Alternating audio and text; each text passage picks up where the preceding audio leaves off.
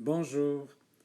Isoler une variable dans une équation est une opération très fréquente en algèbre, tant pour résoudre une équation que pour exprimer une variable en fonction d'une autre, par exemple. Algébrique veut dire que l'on va utiliser des lettres et les symboles mathématiques comme plus, moins, divisé, etc. Les lettres pouvant être X, Y, Z ou toute autre lettre. Dans une expression algébrique du premier degré, là où les variables vont être du degré 1. Il faut noter que quand on parle d'une équation à résoudre, on veut calculer la valeur de la variable qui nous intéresse. Voici un exemple d'équation à résoudre.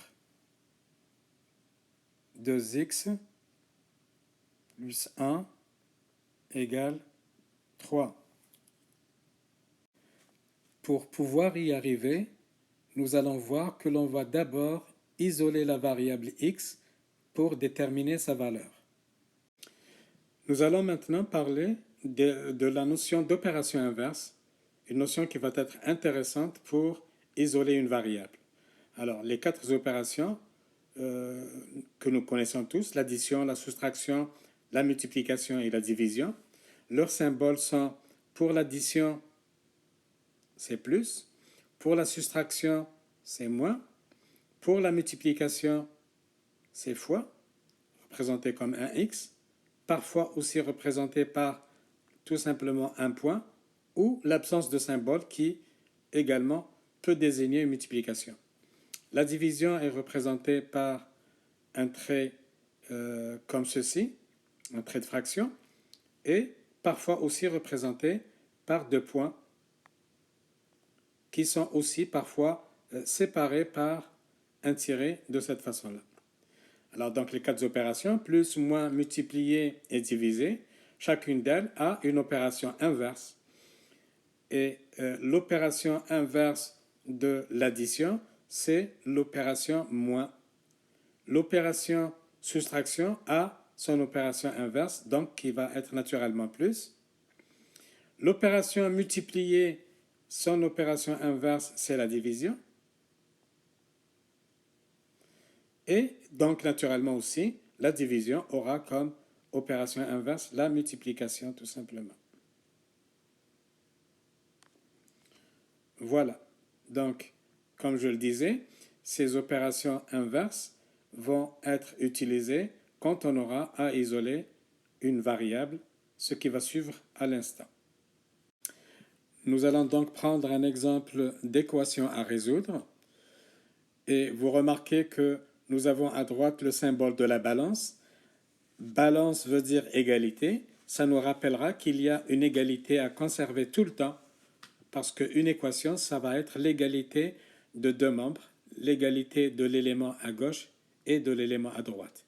Donc nous allons veiller à ce que, à chaque fois que nous allons faire une opération sur l'élément gauche de l'équation, nous allons devoir faire la même chose sur l'élément à droite de l'équation.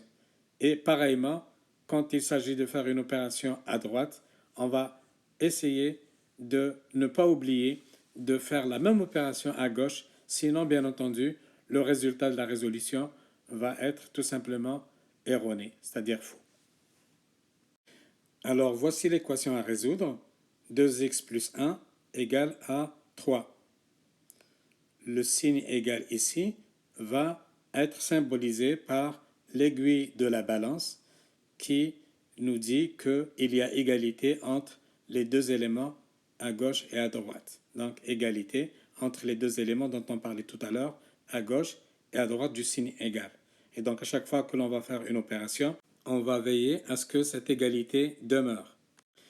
Et bien entendu, comme nous l'avons signalé tout à l'heure, toute opération faite à gauche devra également être faite à droite, de façon à ce que l'on maintienne l'égalité de des éléments tout le temps.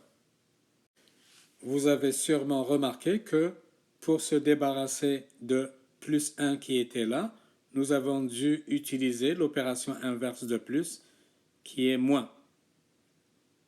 Et on aboutit finalement au résultat 2x est égal à 2. Nous avons donc à finir l'opération d'isolement de x. Vous voyez que nous avons ici 2 fois x égale à 2 et idéalement, on devrait obtenir x égale quelque chose. Donc, on devra compenser l'opération multiplication par 2 en utilisant l'opération inverse division par 2. Il s'agit donc de diviser par 2 pour compenser la multiplication ici. Et vous voyez que à droite aussi, nous devons faire subir à l'équation la même opération. Donc, opération inverse de la multiplication qui est la division, à gauche et à droite.